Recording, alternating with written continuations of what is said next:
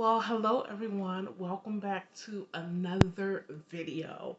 Now, yesterday's video, I talked about apologizing for what my younger self did. If you haven't checked out that video, please go ahead and look at my videos. Go ahead and check that out. I'll try to link it below. But today's video, I am going to continue it and keep it going. But first, let's go to the sponsor of this video. Which is my new book, The Hush Language Mental Health Journal Youth Edition. I am so excited about this book. Please check out the video as well, giving you a little bit better explanation about the book, what it's about, and how you can purchase. But for now, this is my quick sponsor. Go to my website. The website will be down below at the Dream Inc. House with Inc. with the K house.com. Use code YAY10 YAY10 for 10% off your purchase. Thank you so much for your support. Now let's get into the video. Okay, and one more thing, I have my other books up here, which is Depression Wears Lipstick and The Scholarship Thief, and I'm going to be making videos of these simultaneously, so make sure you're subscribed to my channel. But anyways, so today's video is about still riding on the Hush Language Mental Health Journal, but I wanted to pull a topic because you may be wondering, what is the Hush Language? What, like really, what is the Hush Language about? How do you define that? Where did it come from, etc. And so let me just give you a little bit of a background. The Hush Language actually came from the title of the first book before the Mental Health Journal. So my memoir is titled The Hush Language. It's the Hush Language. It is my memoir. It is stories of my inner child, stories of things that I endured, stories of abuse, stories of overcoming, and it's basically my journey of how it was for me as a child, as a teenager, things that happened, took place, and how it mentally drained me. And so that's my personal story. But then I also thought that, hey, I want to create something as in a mental health journal to help other youth journal that. Okay, and so that's where the Hush Language comes from. It comes from my memoir, which I released in 2010, and I'll be re-releasing it and re-editing it real soon, and it'll be out real soon. Please keep your eyes out for that. But anyway, so the Hush Language, yes, it came from my memoir. It is the title of my memoir, The Hush Language. But the Hush Language can be defined in many different ways.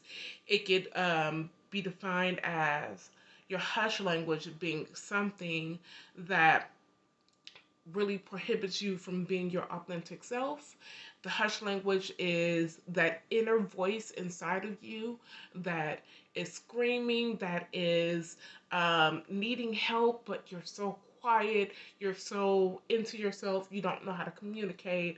People may look at you and think all is well, but they don't know the story behind the scenes of your life. For me, the hush language as a youth or teenager was abuse. My hush language was silence. It was abuse. My hush language was survival. My hush language was stress as a child.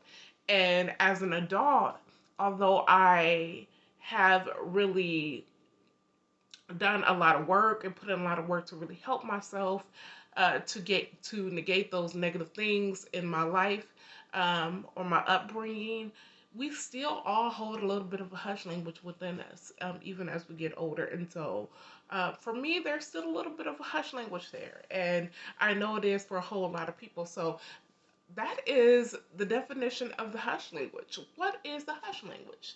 It is your inner voice. It is your inner cry. It is that one thing inside of you that you may be battling with, that you may be struggling with. My hush language is depression. My hush language is anxiety. And I'm saying this could be for other people. My hush language is peer pressure. My hush language is abuse. My hush language is hungry. You know, there are a lot of youth and kids out there that are going hungry silently. And you probably will never know unless they say something.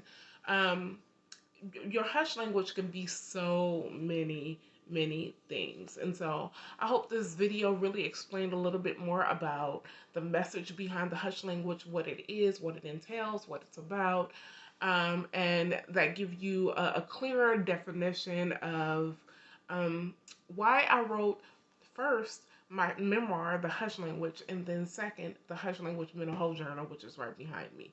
And of course, I don't have my memoir up here because, like I said, it's getting revamped, re-edited, new cover, etc. But that is the video. That is what the hush language is. And, you know, as you get older, like I said, the hush language does grow up with you. But as long as you continue to put in the work to be your authentic self, to be better, then your hush language becomes um, more of something that has really opened your eyes and gave you different point of views, gave you a different perspective on things, on life, and it grows you up. And so, although the hush language can stem from a negative place in your life or a negative point of view, it can also grow into something beautiful because your job for you is to really better yourself, and then if it's in you and if it's something that you're passionate about, help someone else. And so that's what I'm doing. My hush language started off as something negative growing up as a child, and then it sort of evolved into this. It evolved into the hush language, my memoir. It evolved into the hush language mental health journal for youth, to sort of help them and pass along um, their voice. That's what it is. The hush language is your voice. It is your voice. So you guys stay well. I will see you on the next video. Post your comments below on what your hush language is. What is it that you may have struggled with in your upbringing, or you may be struggling with today? What is your hush language? I would love to know. I would love to connect with you and support you in your journey. And yeah, I will be back with another video. So like I said, subscribe to my channel, and yeah, I'm just so thrilled about this book. You guys check me out, link below. Have a nice day. Bye for now.